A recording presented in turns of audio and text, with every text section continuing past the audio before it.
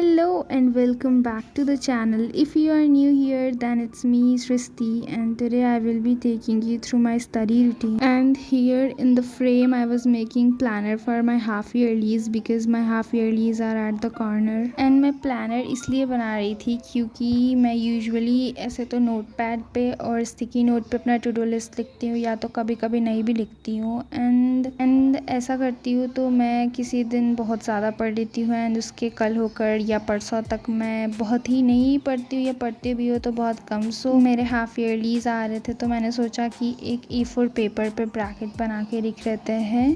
And ये जो clips है ये नेक्स्ट मॉर्निंग की है, मैंने ये रात में करा था। एंड मैं इस दिन उठी थी 7:40 में, देन मैं 8:10 से पढ़ने को बैठ गई थी एंड देन मैं आज लिख रही थी इसमें अपना to do list study vlog देखते हुए क्योंकि मुझे सुबह सुबह उतनी मोटिवेशन ही नहीं आ रही थी। एंड मैंने टू डू लिस्ट में कुछ ज़्यादा ही वर्क लिख लिया था, बट लेट्स सी कि मैं एंड तक कितना करती हूँ। सो एंड तक बने रहना। सो मैंने टू डू लिस्ट बनाने के बाद सबसे पहले मैं कर रही थी अपना फिजिक्स में शॉर्ट नोट्स बनाने का काम, जिसमें कि आज मैं कर रही थी ह्यूमन आई वाला क्योंकि ये मेरे हाफ ईयरलीज में आएगा तो मैंने सोचा था कि इसे कर लेते हैं ताकि हाफ ईयरलीज टाइम पे थोड़ा ये हेल्प करे। एंड मैं ये कर रही थी प्रशांत भैया के पिछले साल वाले जो 25 मिनट्स के वीडियो थे उससे कर रही थी। जो ये नोट्स था ये बहुत ही अच्छा था क्योंकि ये बहुत ही शॉर्ट वे में लिखा हुआ था एंड मेरे पास लॉन्ग नोट्स भी हैं तो मुझे शॉर्ट नोट्स की ज़रूरत थी। मैंने लॉन्ग नोट्स अपने आरम बैच वाले लिखे थे एंड कुछ कुछ थोड़े थोड़े NCERT से, लेकिन मेनली आरम बैच के ही मैंने लिखे थे नोट्स। एंड इसे करते करते हो गए थे 10:23 मीन्स कुछ ज़्यादा तो टाइम नहीं लगा था, बस मैं लिख ही रही थी, अभी मैंने इसे रिवाइज़ नहीं करा है।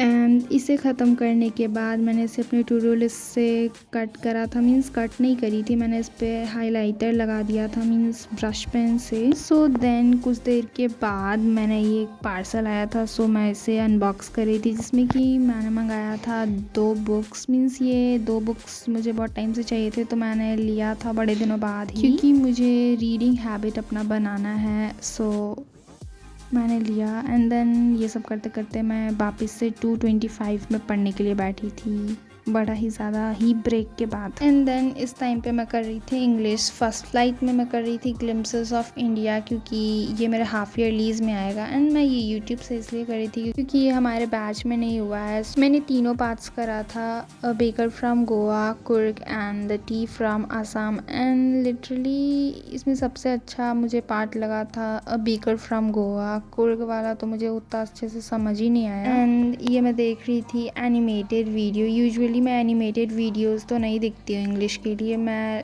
जनरली ऐसे वीडियोस देखती हूँ जिसमें characters sketch and setting themes होते हैं। एंड लेक्चर ख़त्म करने के बाद मैंने इसे साथ ही साथ रीड भी करा था क्योंकि मेरे अकॉर्डिंग बस लेक्चर देखने से तो काम नहीं बन पाता है क्योंकि जब आंसर राइटिंग करना होता है तो कुछ पॉइंट्स ही नहीं बन पाते हैं। सो मैंने रीडिंग भी करा था, मैंने तीनों पार्ट्स ही रीड करे थे, a baker from Goa, Coorg and T from Assam.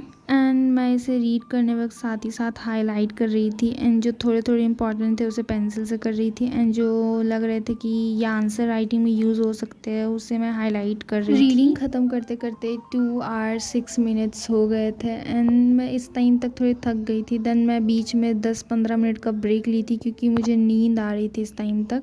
So break ख़त्म होने के बाद मैं कर रही थी कुछ क्वेश्चन प्रैक्टिस क्योंकि मेरे से तो चैप्टर में 100 बार ही पढ़ लूँ लेकिन जब तक क्वेश्चन प्रैक्टिस नहीं करती हूँ जब तक मुझे कुछ पाले ही नहीं पड़ते मीन्स। सो मैंने इसमें भी तीनों पार्ट्स करे थे एंड मैं इसमें लॉन्ग आंसर या शॉर्ट आंसर नहीं कर रही थी, बस मैंने इसमें करा था MCQ टाइप क्वेश्चन जिसमें कॉम्पिटेंसी बेस्ड प्रीवियस ईयर मैंने सब करा था जो भी इस बुक में थे। एंड इसमें से बस मेरे से कॉम्पिटेंसी बेस्ड वाले क्वेश्चन नहीं हो पा रहे थे एंड कुछ कुछ और नहीं हो पा रहे थे। सो मुझे इसे और भी अभी पढ़ना पड़ेगा, मीन्स रीडिंग ही करूँगी, लेक्चर कितना ही देखूँ। एक बार ही बैच में हो जाएगा देन आई थिंक ये पूरा चैप्टर क्लियर हो जाएगा। एंड इसे ख़त्म करते करते हो गए थे 2:52 मीन्स कह सकते हैं 2:50। सो मैंने ये करने के बाद मैंने अपना कट करा था, मीन्स हाईलाइट करा था अपने वो पेज पे प्लानर पे। एंड देन मैं ये करने के बाद 3 o'clock 5 minutes पे पढ़ने के लिए बैठी थी। उस टाइम पे मैं कर रही थी अपना साइंस जिसमें कि मैं कर रही थी केमिकल रिएक्शन एंड इक्वेशन के क्वेश्चंस, जिसमें कि मैंने शायद अपने UT1 से भी पहले ही प्रैक्टिस कर रहे थे एंड देन ये मैं भूल चुकी थी। जब मैं आज ये कर रही थी तो मेरे से नहीं हो रहे थे। देन मैंने अपने फेयर कॉपी से थोड़ा थोड़ा देखा था जिसमें मैंने बहुत पहले ही करा था। यहाँ पे से मैं देख रही थी पहले, देन मैंने अपना कॉपी में लिखा था एंड इस टास्क को ख़त्म करने के बाद हो चुके थे 4 o'clock। देन मैंने सोचा कि चलो अब एक लंबा सा ब्रेक लेते हैं, बिकॉज़ मैं लिटरली इतना लंबा तो पढ़ती नहीं हूँ, मीन्स मैं बहुत ज़्यादा ही ब्रेक लेती हूँ। मैंने इस टाइम पे ब्रेक लिया था। देन मैं इस टाइम पे बीच में एक बारी पढ़ने के लिए मैंने टाइम लिया था। देन इस टाइम पे हो रहे थे 7:36 इन 24 आवर वाले टाइम पे। देन मैं इस टाइम पे पढ़ी नहीं थी।